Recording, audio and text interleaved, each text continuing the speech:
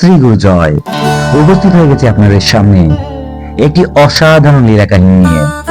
আজকে আমরা জানবো বৈষ্ণব সেবা কি, বৈষ্ণব সেবা কিভাবে দিতে হয়, প্রকৃত বৈষ্ণবকে, যাকে আমরা সেবা দিলে আমাদের পুণ্যফল লাভ হবে।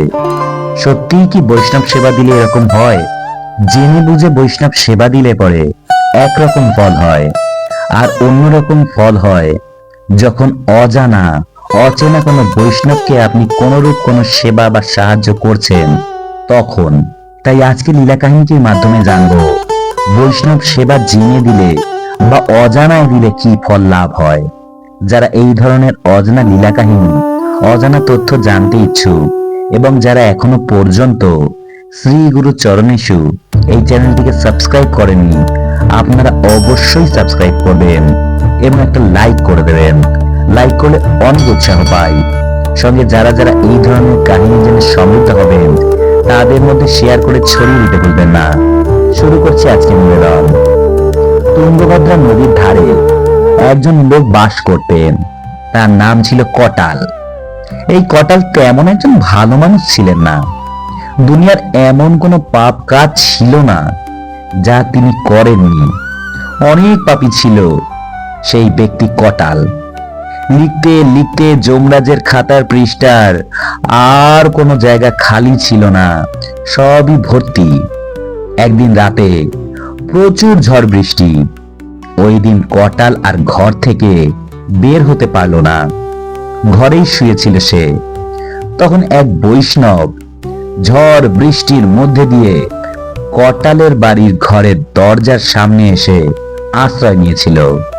কটাল বুঝতে পেরেছিল যে দরজার সামনে নিশ্চয় কেউ আছে। তখন সে দরজা খুলে দেখতে পেল একজন ব্যক্তি দাঁড়িয়ে আছে। তখনও কটালের ভিতর ওই ধরনের কোনো জ্ঞান ছিল না যে কে সাধু, কে বৈষ্ণব, কেই বা সাধারণ মানুষ। কটালের মনে হঠাৎ কিসের একটি দয়া মায়া হলো। তখন কটাল কি করলো? ওই লোকটিকে ডেকে ঘরে এনে চেয়ারে বসতে দিল। তারপর কটাল আবার ঘুমিয়ে পড়ল। তারপর যখন ঝড় বৃষ্টি থেমে গেল তখন সেই বৈষ্ণব চলে গেলেন। তার কিছুকাল পর কটালের মৃত্যু হয়ে গেল।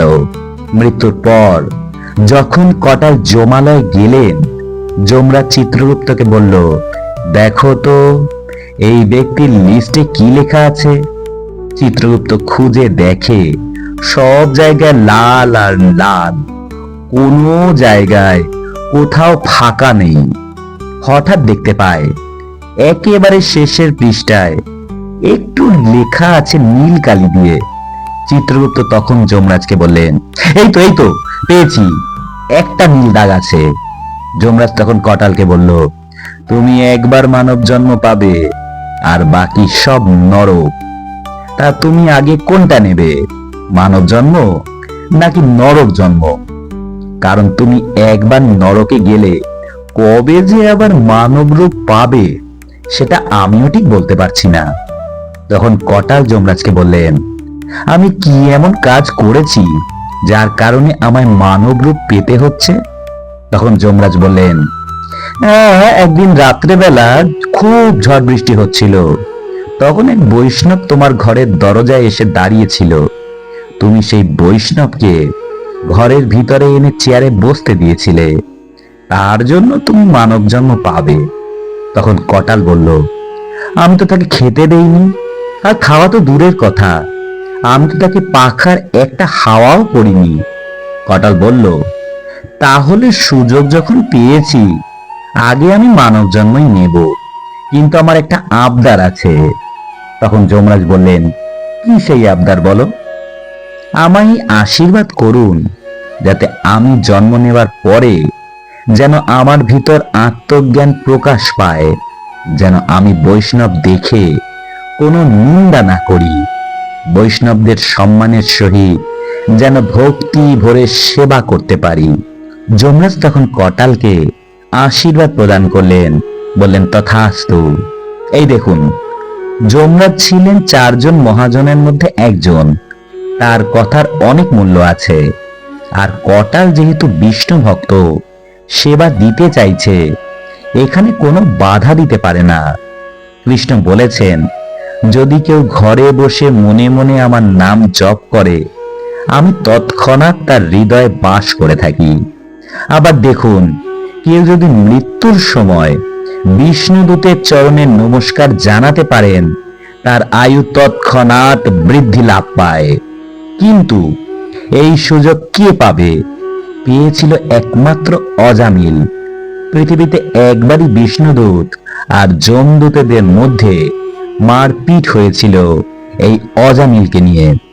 আবার কটাল যখন জন্ম নিলেন, সেখানে সে বৈষ্ণব সেবা শুরু করলেন। আর কটাল যতবার বৈষ্ণব সেবা দেয়, ঠিক ততবার একটা একটা করে তার পাপের স্খলন হতে শুরু করে।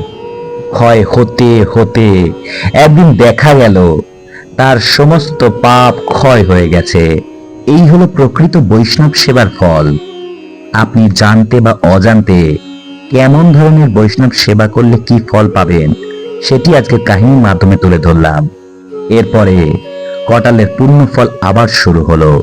শেষে এত পুণ্যফল হলো, কটালের মৃত্যুর পর বিষ্ণুদূতেরা রথ এনে কটালকে সম্মানের সাথে বিষ্ণুলোকে নিয়ে গেলেন।